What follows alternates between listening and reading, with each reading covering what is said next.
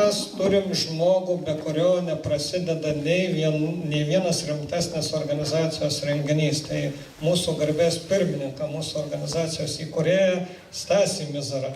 Ir kuomet mes įkūrėm asociaciją, Danijos mūsų kolegos miškininkai padovanojo varpelį ir įteikė visom svarbiom progom visiem renginiam pradėti. Tai Kazimierai, prašom čia mane, o Stasiui įteikiau tą instrumentą generalinės asamblėjos atidarimą ir tikiuosi, kad jūs dar tarsit vieną kitą žodį. Labą dieną, gerbėmieji.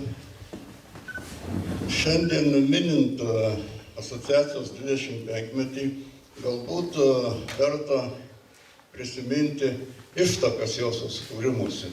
O tai prasidėjo 1992 metais Lietuvos miškų institute, tada dirbusieji kartu su Algiu, Ramanausku Romu, Edvardu Riepšu, šiek tiek talkinant Danijos miško savininkų asociacijos atstovams, pradėjome mąstyti apie privačių miškų savininkų asociavimąsi. Paskelbėm ūkininko patarėjoje tokį kreipimąsi, susirinkom informacijos ir 93 metų sausio 7 dieną Žemės ūkio rūmų salėje sukvietėm miško savininkų, galbūt daugiau paveldėtojų susirinkimą. Tai buvo gausus renginys, gausiai dalyvaujantis, gal kokius 3-4 kartus daugiau negu čia dabar susirinkę. Žmonės norėjo susigrąžinti miškus, turėjo įvairių vilčių, lūkesčių. Ir tada šitame susirinkime buvo nutarta, kad reikia steigti miško savininkų asociaciją. Buvo išrinkta iniciatyvinė grupė, kuri vėliau parengė įstatų projektą, suorganizavo steigiamąjį susirinkimą, kuris įvyko tų metų balandžio 23 dieną. Buvo įsteigta asociacija, vėliau po keletų savaičių buvo registruota Teisingumo ministerijoje. Reikia pasakyti, kad privatus miškų ūkis kartu ir asociacija praėjo didžiulį plėtros kelią. Jeigu tada steigiantis asociacijai buvo tik tai 20 000 hektarų privačių miškų, tai 1% Lietuvos teritorijos, tai dabar jį išaugo į, sakyčiau, beveik lygiavertį kaip valstybinis miškų ūkį. Turime 40% privačių miškų, valstybinių apie 50%, kirtimai valstybiniuose apie 4 milijonai, privačiuose per 3 milijonus, saugomų ir apsauginių miškų privačiuose miškuose 27%, valstybiniuose 28%. Vienintelis privačių miškų ūkio ypatumas yra tai, kad jau valdos yra labai smulkios ir miško savininkų yra 250 000.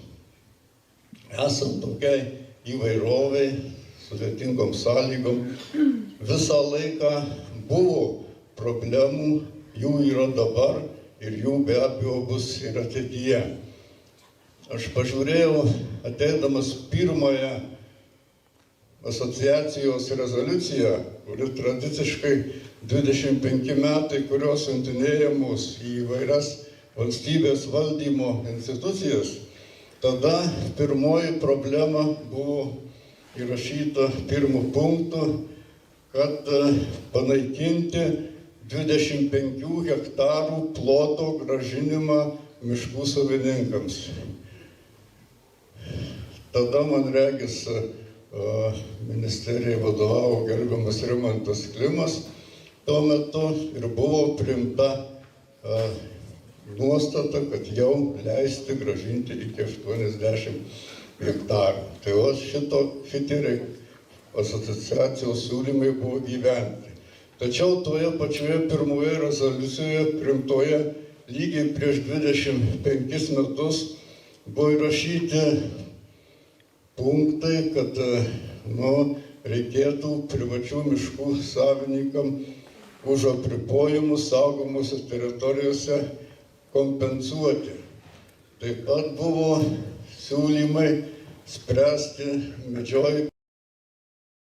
medžioklės problemas privačiuose miškuose. Šitie siūlymai tęsiasi jau 25 metai. Iškilo naujų problemų. Man regis dabar pagrindinė problema tai yra tas 5 procentų mokestis nuo pajamų už parduotą medieną, kurio nepaisant didelių asociacijos pastangų niekaip nepavyksta panaikinti.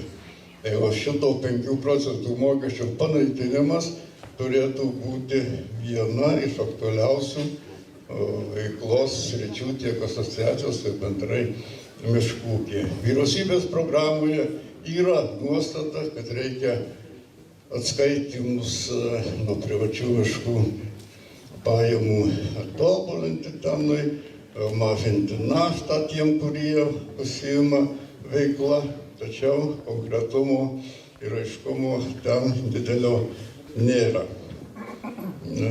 Tikimės, kad bus artimiausiu metu paruošta kažkokie konkretūs pasiūlymai, kuriuos būtų galima aptarti ir siūlyti. Kita problema yra valstybinio teisinio reguliavimo mažinimas privačiuose miškuose. Visus 25 metus asociacijos siūlymai, rezoliucijos buvo nukreipta šią kryptimį. Dabar perskaičius vyriausybės programos punktą, ten gana džiuginančiai jinai parašyta, man tai patinka, tenai parašyti, kad reikia sumažinti teisinį privačių miškų ūkių reglamentavimą ir valstybės kontrolę orientuoti į veiklą darančią esminę įtaką miškų ekosistemam. Čia irgi reikalinga konkretizuoti. Aplinkos ministerijos šių metų plane yra parašyta, kad parengti šito mažinimo kontrolės ir teisinio reguliavimo koncepciją. Visi metai įsirašyta, per šios metus jinai turėtų būti parengta. Man regis, kad reikėtų visą šitą daryti greičiau, kad būtų galima apsvarstyti šitos siūlymus ir reikėtų prašyti aplinkos ar siūlyti ministerijos, kad šitų bent koncepcijų lygmenyje tiek mokesčių sistemos tobulinimas, tiek valstybinio reguliavimo tobulinimas būtų kažkaip tai išrašytas ir jį būtų galima svarstyti. Gal būtų tikslinga sukviesti šiem klausimam aptarti ir privačių miškų savininkų suvažiavimą, kaip dabar madinga įvairius suvažiavimus kviesti miškininkavimo klausimais. Čia būtų galimybė aptarti šitas problemas ir vis tik jie reikalauja sprendimų. Tai yra strateginiai dalykai. Dabar grįžtant prie algiau minėto atidarymo, tai prieš 25 metus, 93 balandžio 23, mūsų steigiamajame susirinkime dalyvavo Danijos miško savininkų asociacijos pirmininkas Fisher Boyle, kuris mums padovanojo šitą skambutį ir prisakė kiekvieną konferenciją ar asamblėją asociacijos pradėti juo paskambinant. Tai aš galiu skelbti ar neskelbti, šitą konferenciją jau pradėta ir paskambinsiu, nežinau kiek pagal įstatus reikia kartų skambinti, bet 3 kartus. Ačiū.